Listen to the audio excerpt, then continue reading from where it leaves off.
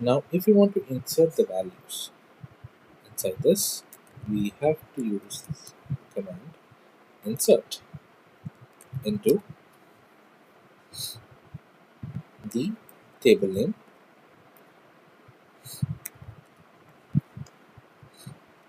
The usual practice we always have is to provide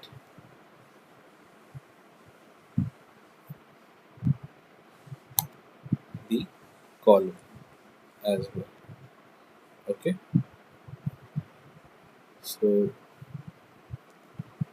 column IDs can be employee ID,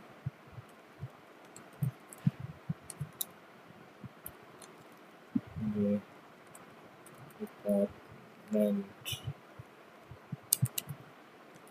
name, employee name, values, then post that. We can put our values. For example, we can have 1. Okay. Please note that whenever you are inserting any values inside integer or any number numerical values, you can put it as it is in normal way. But wherever you have varchar or character as your data type, you always have to add that under or inside the quotations. Okay. So let's add, let's say, sales, comma, employee name,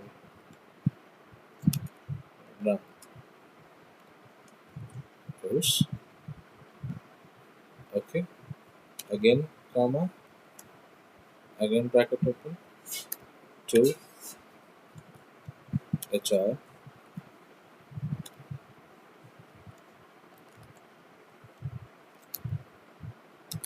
Radha.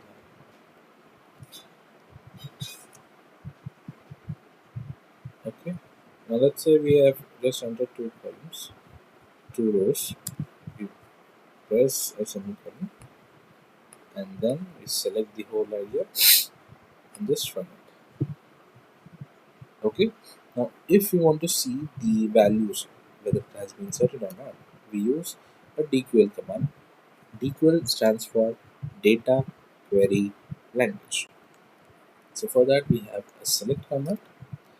Then I just want to see star is for everything, to select everything, every column from your database name, employees, and we just select this and we just try to run it again. Now see, it has been inserted. Now if you can carefully see that I have used the capitalized version of employees, and here I have used the lowercase, right?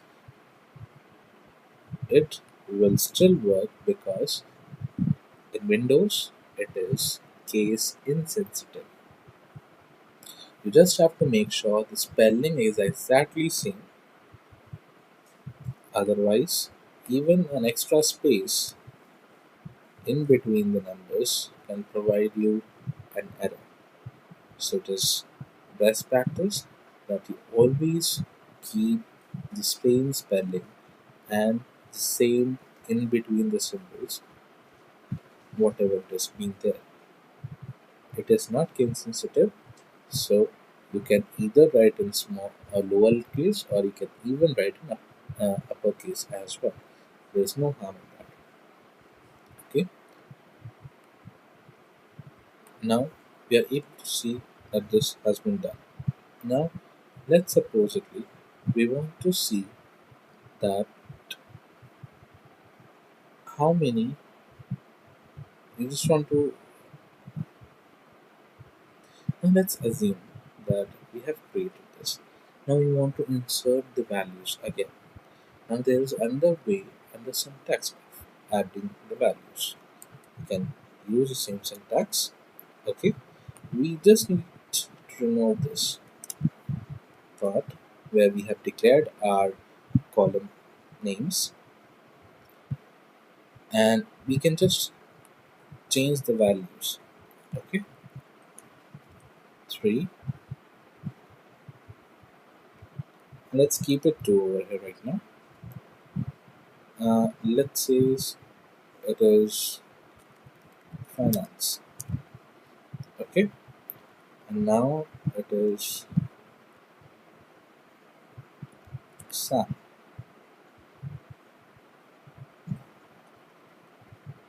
Now, instead of the same values, now keeping the values as, let's say,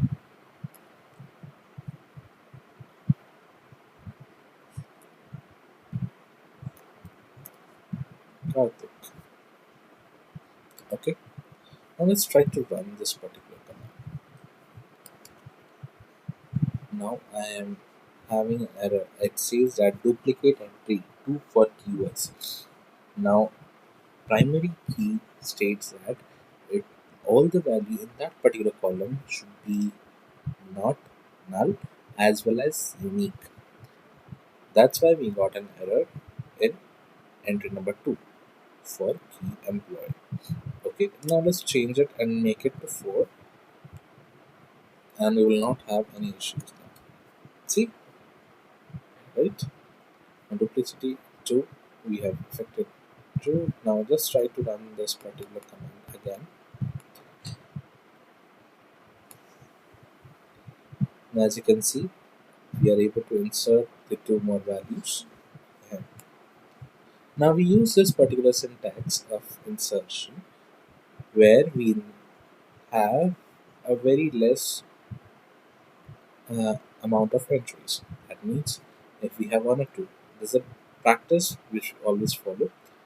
Otherwise, if you want to go with a large number of values, yes, you can go ahead with the first one. It is recommended to use the first one, as we have a long numbers, we have long entries. We tend to confuse the tend to get confused. We or we get confused. We get confused while insertion of large data. Which column? What is our entry? Okay, we may sometimes miss the sequence. So to make sure it is in the right sequence and we are aware of what we are writing, we have this practice.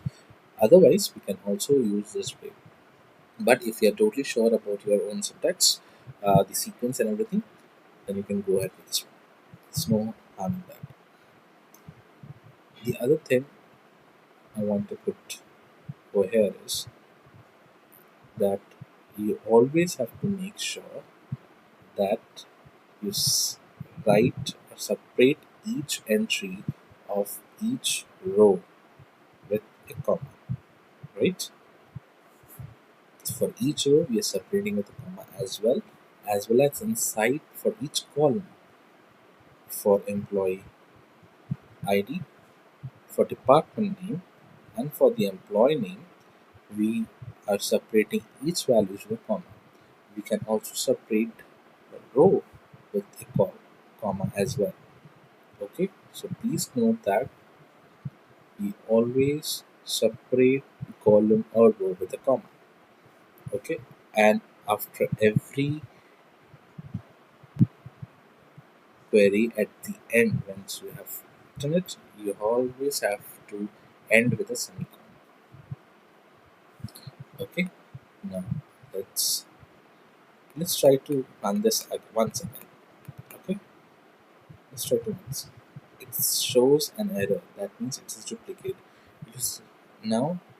Please note that it is showing duplicate. Reason being, since we have a primary key over here, that's the one reason that it is getting. It is not repeating. There's no duplicity in this.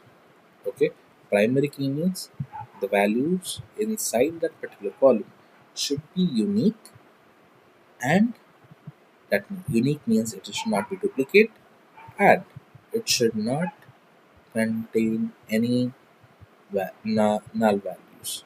Okay, that means we cannot keep it empty. Okay,